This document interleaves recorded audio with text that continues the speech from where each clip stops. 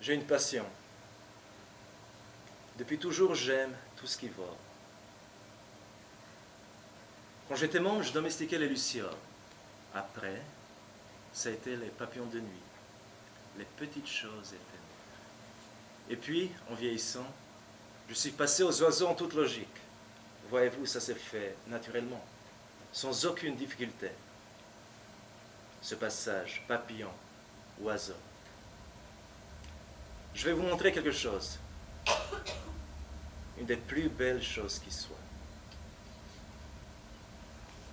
La merveille des merveilles, ça. On n'y croit pas en y regardant comme ça. Une toute petite gélule comme ça, 1,3 millilitres, sans aucun goût, je suppose, puisse arrêter une vie aussi grande que ça, d'un coup. Quoique ma vie n'a pas été bien grande. Non, on n'y croit pas. C'est tellement silencieux. Pas de cri, ni de crise. Aucune douleur. C'est instantané. Tellement silencieux.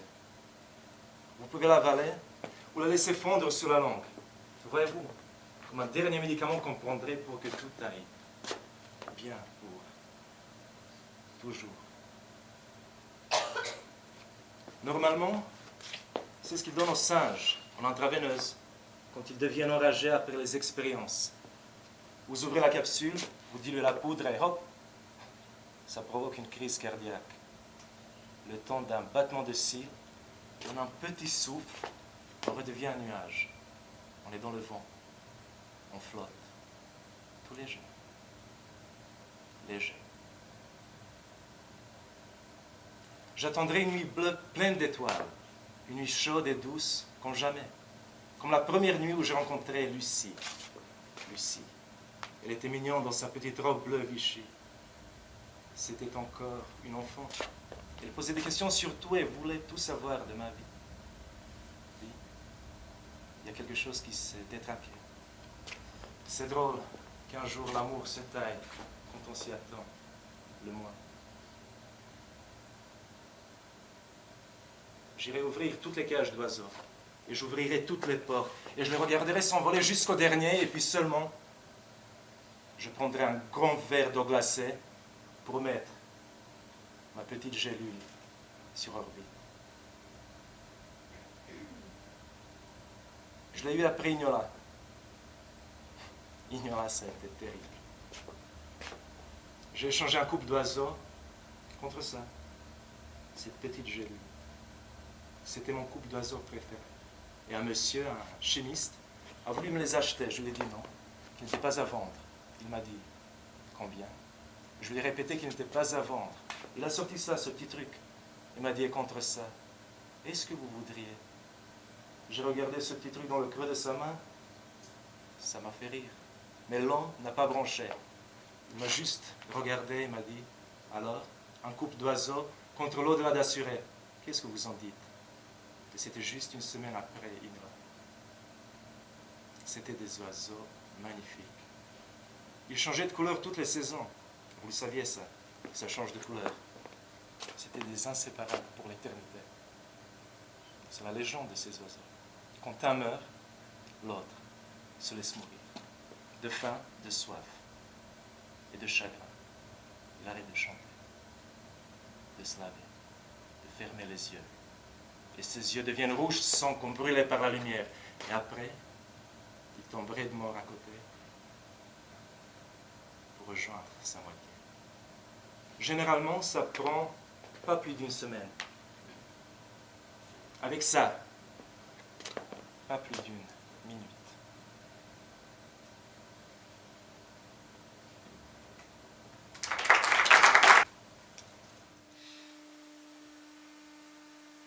Torcello, c'est demain, n'est-ce pas? Pardon? Je disais, c'est demain que nous allons à Torcello, n'est-ce pas? Oui, c'est exact. Ah, je suis contente. J'aimerais y être déjà. Il est bon ce bouquin?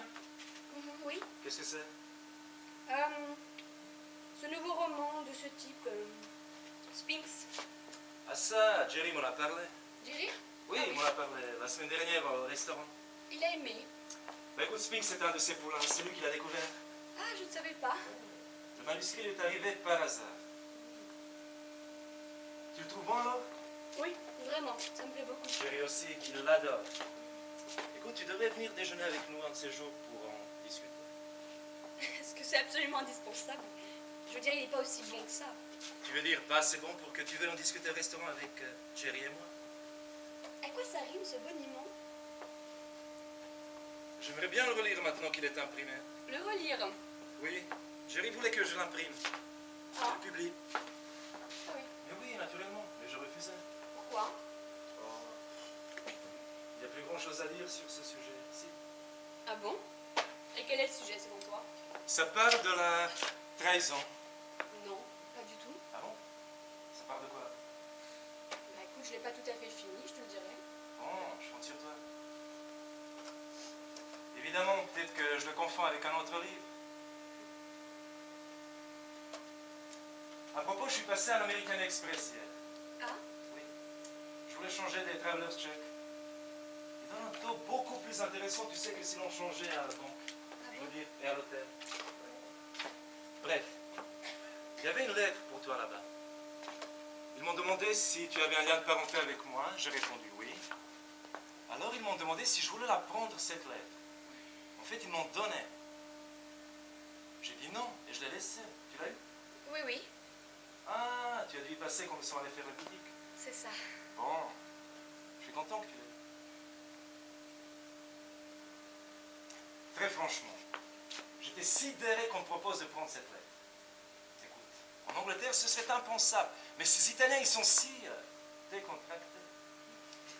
Il n'empêche, le fait que je m'appelle Downs, et que toi aussi tu t'appelles Downs, ben écoute, n'autorise pas ces gens à conclure que nous sommes légalement monsieur et madame Downs.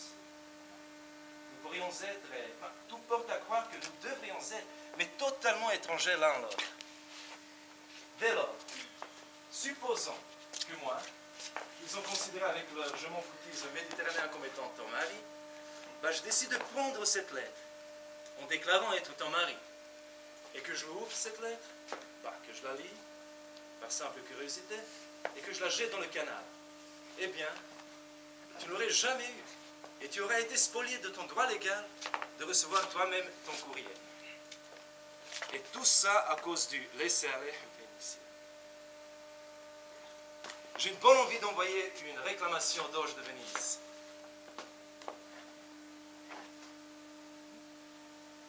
Ce qui m'a empêché de prendre cette lettre à propos et de t'apporter, c'est cette pensée très forte que je pourrais être complètement étranger à toi. Ces gens ne pouvaient pas savoir. Bien sûr, ils n'avaient aucun moyen de savoir que, finalement, je suis ton mari. Quelle bande incapable. Oh, c'est ce jeu, mon foutisme méditerranéen. Elle était de Jerry. Oui, j'ai reconnu son nom, l'écriture. Tu vas bien? Oui. Et Judith? Ça va. Les enfants? Il n'a pas parlé d'eux, je crois. Ah bon? C'est qu'ils vont bien. S'ils étaient souffrants ou quelque chose, bah, il aurait sûrement parlé d'eux, non? Pas d'autres nouvelles? Non.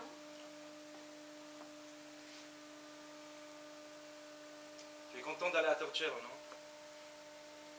Combien de fois sommes-nous allés à Torcello? 2 fois.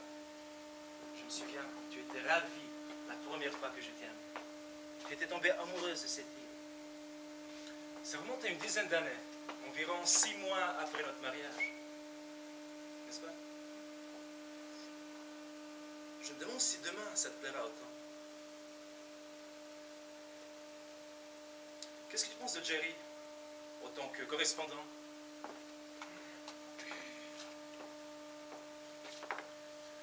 Oh, à une époque, il m'écrivait souvent de longues lettres sur la littérature, Ford, Maddox Ford. En y pensant, moi aussi, je lui écrivais de longues lettres. Oh, sur Yeats, probablement. À l'époque, nous dirigeons tous les deux des revues de poésie. Il était étudiant à Cambridge, moi à Oxford. Vous savez ça? Nous étions très amis. Du reste, nous sommes toujours. C'était bien longtemps avant que je te connaisse. Bien longtemps avant qu'il ne te connaisse. J'essaie de me rappeler quand est-ce que je t'ai présenté, mais Rien à faire, je ne me souviens pas. Je ne me trompe pas. C'est bien moi qui t'ai présenté. Et toi? Tu t'appelles? Non. Tu peux pas t'appeler? Non. Comme c'est étrange. Tu n'aurais pas été garçon d'honneur à notre mariage par hasard? Tu sais bien que si. Ah voilà, c'est vraisemblablement ce jour-là que je t'ai présenté.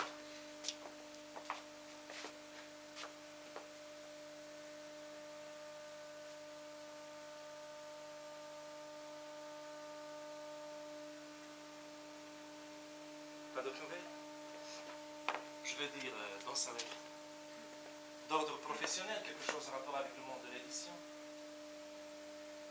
A-t-il découvert un talent nouveau et génial? C'est un sacré découvreur de talents, ce Bergerie. Aucun message. Aucun message, même pas c'est mon baiser.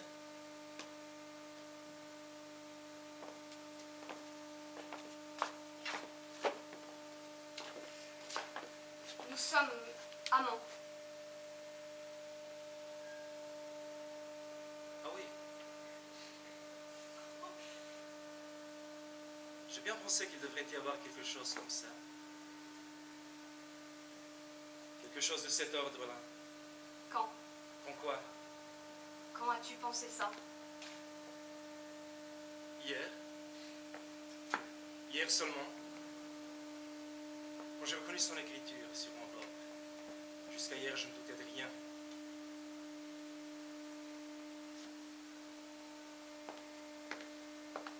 Je suis désolée. Tu es désolé. Ça se passe où? Je veux dire, ça doit pas être commode. Nous avons des enfants, il en a 2. Sans compter son épouse. Nous avons un studio. Confortable? Un studio, elle est donc plutôt bien établie, votre liaison. Oui, Elle dure depuis quand? quelque temps. Oui, mais depuis quand est-ce qu'elle dure exactement? 5 ans.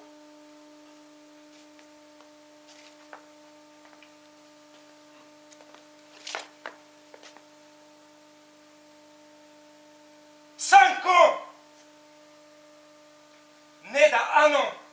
T'entends ce que je dis? Oui, il est ton fils. Jerry était parti en voyage pendant 2 mois. Il t'écrivait pendant qu'il était là-bas. Évidemment, moi aussi. Et tu lui as annoncé qu'on Ned avait été conçu. Pas par lettre. Oui, mais quand tu lui as annoncé, est-ce qu'il a été heureux d'apprendre que j'allais devenir papa?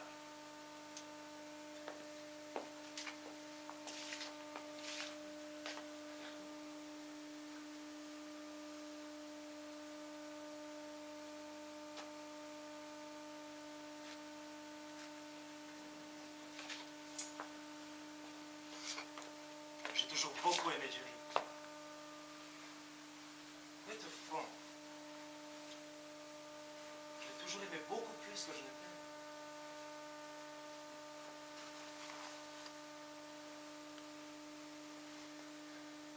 Peut-être c'est moi qui aurais dû avoir une liaison avec lui.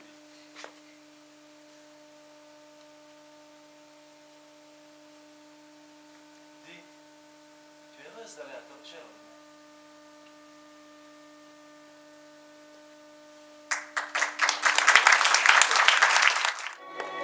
Soyez courtois, mon cher Tigre. Cet individu est mon amant. Brisons-la, Eliane. Nous frôlons l'odieux. Il y a des conversations que je n'ai pas à avoir. J'ai des idées larges, mais j'ai les mots étroits. Vous êtes libre, je suis libre. Nous nous aimons beaucoup. Et nous avons à donner à nos amis une fête. Il y a des choses infiniment plus graves, je vous prie de me croire, que nos petits débordements privés.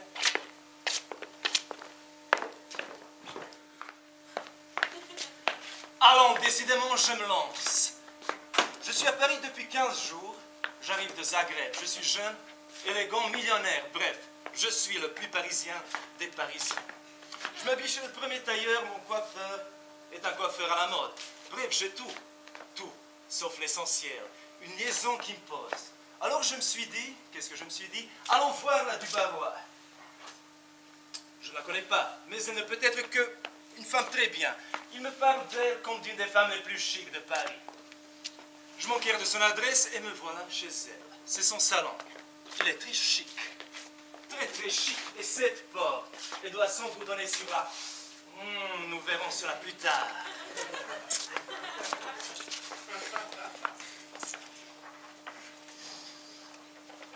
Je vous demande pardon, monsieur, de vous avoir fait attendre.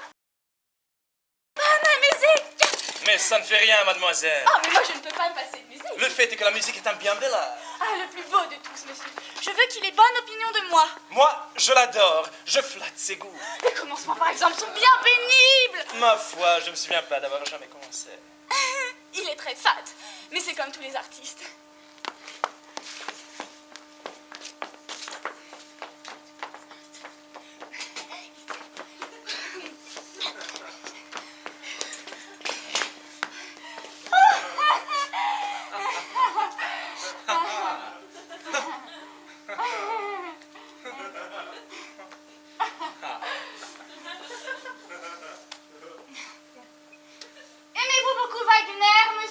Wagner, le pharmacien. Le pharmacien? Le pharmacien de Zagreb. Mais non!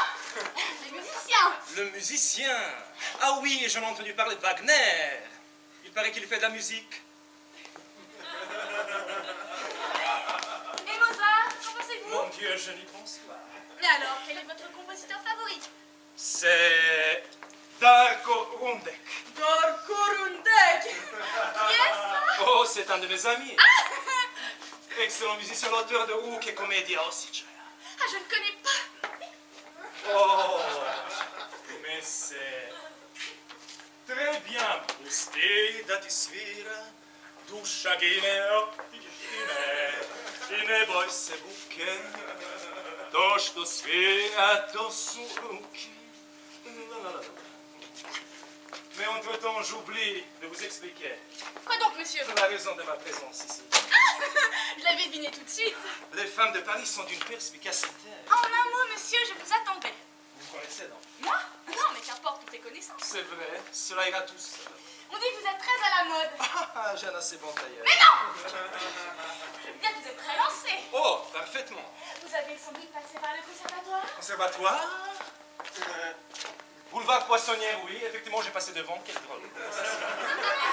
Il est un peu original. Mademoiselle, je me présente. Alexander Lekterovitch, âgé de 25 ans. C'est un bel âge. C'est un très bel âge. Oui. Cependant, en ce qui me concerne, l'âge fait peu de choses. Vous m'avouerez que les jeunes sont préférables. Les vieux ont plus d'expérience. Cela ne suffit pas. Oui, je sais bien que le proverbe dit ici vieillesse coupée, mais il dit aussi si jeunesse Et savait. moi, mademoiselle, je sais. Ah, mais je ne parle pas pour vous, monsieur. On n'ignore pas que vous avez fait vos preuves. Vous savez. Oui. D'ailleurs, j'espère que vous me le prouverez. Mais mademoiselle, c'est un grand. Quoi, monsieur, vous ne trouvez pas cela Et l'on dit que la vie est chère à Paris. Et puis, si tout va bien, on pourra toujours vous donner une petite gratification. Ah, bien. Très bien, excellent. Et si vous ne trouvez pas que ça aille, vous pourrez parler avec ma mère. Aïe, aïe, aïe, vous avez une mère, une vraie. Oui. Vous avez sans doute dû la voir, sans cela, vous ne seriez pas ici. Ah oui, oui, effectivement, je n'ai rien vu du tout. Eh bien, vous pourrez vous entendre avec elle. Aïe, aïe, aïe. Cependant, je doute qu'elle consente à la moindre modification. Oh, vous pensez qu'elle ne consentira pas? J'en suis même à peu près sûre. Mademoiselle, puisque c'est ainsi, je me résigne. Va pour 400 francs par mois. Et à 4 séances par semaine. Ah, 4 séances par semaine. Eh bien, monsieur, si vous le permettez, nous allons commencer. Là, maintenant, ici, comme ça, tout de suite, devant tout le monde. Oui, Ah! C'est étrange. Qu'est-ce Qu'est-ce que j'ai pu en faire? Ah! Qu'est-ce qu'elle cherche? Ah! Qu'est-ce qu'elle cherche? Ah! Qu'est-ce qu'elle cherche? Ah! Je suis à vous, monsieur. Voilà qui est fait, cela a été facile. Ici, dans cette maison, tout se passe militairement. En avant, marche, voilà le progrès. Comme on est en retard en Croatie. Enfin, voilà une petite aventure qui va bien joliment me lancer. Je vous demande pardon, monsieur, de vous avoir fait attendre. Mais je ne trouvais pas ma guitare. Mais cela ne fait rien, mademoiselle. Oh, mais moi, je ne peux pas me passer de guitare.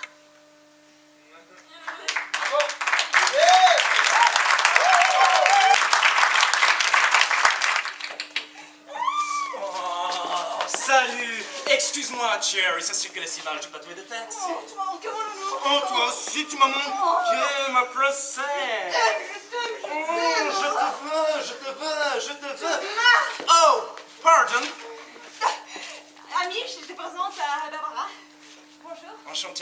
Barbara, Mich, bon. J'ai énormément entendu parler de vous. Excusez, Gilbert Flick.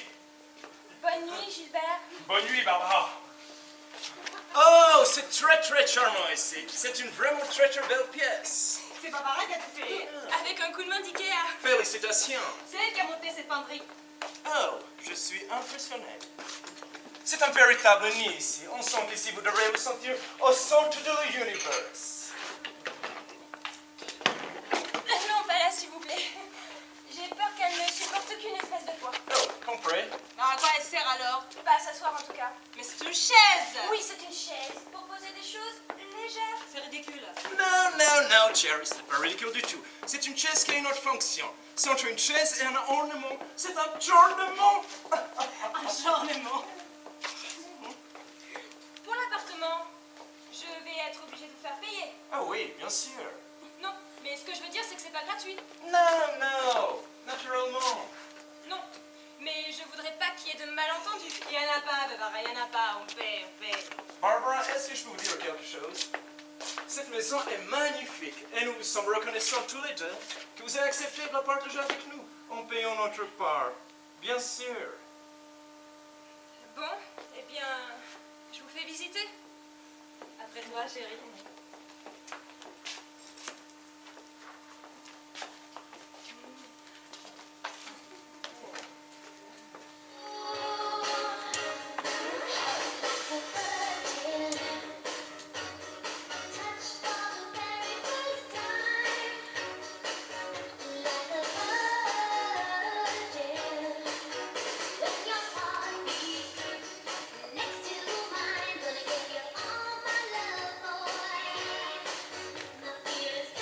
Cette chanson, là, que Virgin, tu veux que je te dise, moi, de quoi ça parle?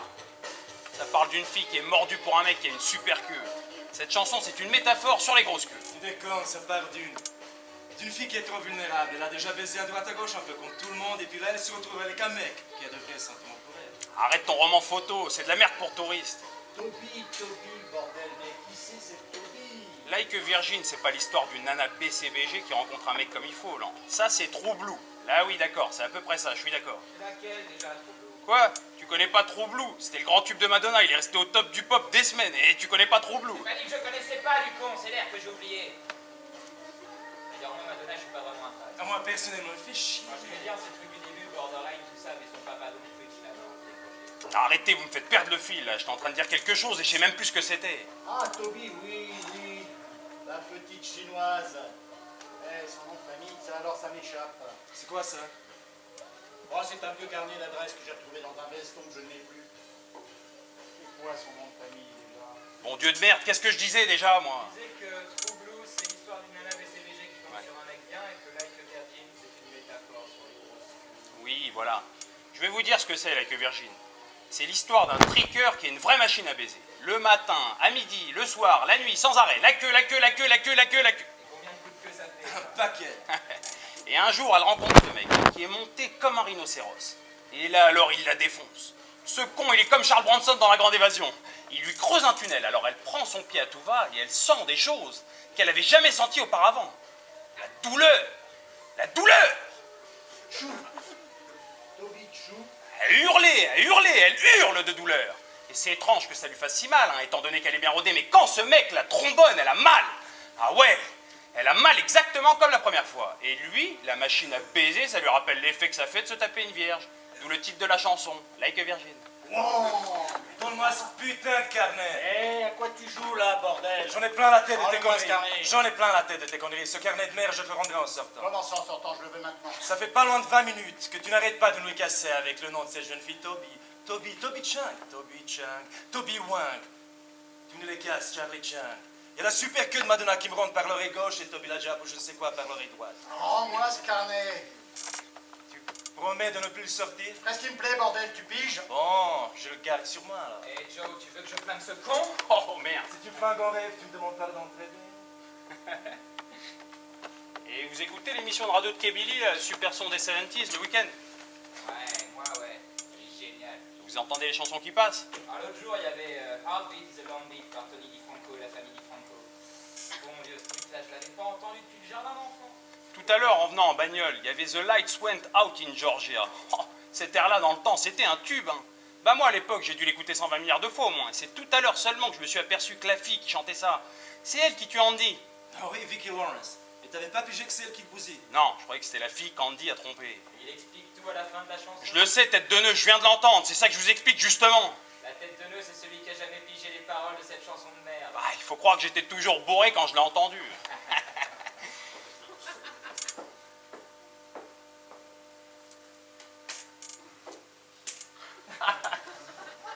Ça va? J'ai casqué la note. Une casquette pour riche. On mettra $1 par tête. Et toi, quand je reviens, je veux mon carnet. La question, elle est à moi maintenant. J'ai réfléchi, bordel. Il va me flinguer, cette merde. Allons-y, tout le monde crache un petit bifton pour la serveuse. Ah, boule ton dollar, mec. Pour boire, ça, non, j'y crois pas. T'y crois pas? Pas au pourliche, non. Tu crois pas au pourliche? Tu sais pas ce que c'est filles, des clopinettes. Déconne pas, si elle gagne pas assez de pognon, qu'elle se casse. Même un putain de juif, il aurait pas les couilles de dire ça. Attends que je pisse ce que tu dis. Tu dis que tu donnes jamais de pourliche? On a rien à branler que la société dise que ça se fait. D'accord pour payer quelque chose si on m'offre un service en plus, là d'accord, je veux bien payer un extra. Mais le pourliche qui se paye automatiquement, ça, c'est bidon. Puis d'ailleurs, ces pétasses, elles font juste leur job, non? Non mais elle est gentille celle-là. Alors, elle est très bien, mais elle a rien fait de spécial. Mais c'est quoi le spécial pour toi? C'est qu'on a vite fait la turlute? J'en aurais plus que 10% pour ça. Bon, écoute, ça fait 2 heures qu'on est là, d'accord? J'ai commandé du café. Elle m'en a servi 3 fois. Moi, le matin, du café, j'en veux 6 tasses. 6 tasses, merde, tu charries là, mais elle a trop de boulot la petite. Cette expression, trop de boulot, un loufiat devrait la bannir de son vocabulaire. Je veux pas m'en mêler, mais 6 tasses de café, c'est un truc à tronger l'estomac, ça. Font chier ces merdeuses, non? Elles font le minimum garanti. Quand moi, je grattais au minimum garanti, le genre de boulot que j'avais me donnait pas le droit à un pourliche à la con. Attends, mais ça t'égale que ces filles comptent dessus pour s'en tirer? Eh, c'est ce que c'est, ça? C'est un petit violon pour faire mouiller les serveuses de resto. Tu sais pas ce que tu dis, mon pote. Elles se cassent le cul, ces filles. Elles n'ont que le pourliche pour s'en sortir. Pas moins bien loties que dans un McDonald's. Seulement là, elles n'ont droit à rien. Pourquoi? La société a dit, donne un pourboire à celle-ci, mais pas à celle-là. C'est de la pisse de chat. Serveuse de resto, c'est le boulot principal des nanas qui n'ont pas eu la chance de faire des études. C'est le seul boulot ouvert à n'importe quelle fille pour ne pas crever de faim. Il ne pourrait pas s'en sortir sans le pourliche. Là, je m'en tamponne. Oh, mais t'es gonflé, toi. Non, mais écoute, c'est dégueulasse qu'elles paient des impôts sur leur pourboire. C'est pas ma faute. Apparemment, elles entrent dans un de ces nombreux groupes que l'État baise, sans aucun scrupule. Eh ben, si on lance une pétition pour protester contre les méthodes de l'État, je la signe. S'il faut voter une loi, je voterai pour, mais qu'on me force pas la main, hein. Et sur cette histoire, qu'elles n'ont pas fait de grandes études, j'ai qu'une seule chose à dire, moi. C'est poufias qu'elles apprennent à taper à la machine, mais qu'elles comptent pas sur moi pour payer leur loyer. Ah, il a raison, ce type. Rends-moi mon dollar, Ne merde. touche pas à ce plaisir. Assez bavardé, il est temps de s'y mettre. Hé là, une minute. Qui a pas craché? Mr. Pink, Mr. Pink. Pourquoi? il donne rien. On ça donne pas. Je trouve ça choquant. La ferme. Comment ça, tu trouves ça choquant? Allez, allonge $1, sale petit rapia de merde. Je t'ai payé ton petit déjeuner. D'accord. Pour payer le petit déjeuner, je marche. Mais normalement, je refuserai. Ton normalement, il intéresse personne. Tu craches ton dollar et t'arrêtes de me l'érider. Merci.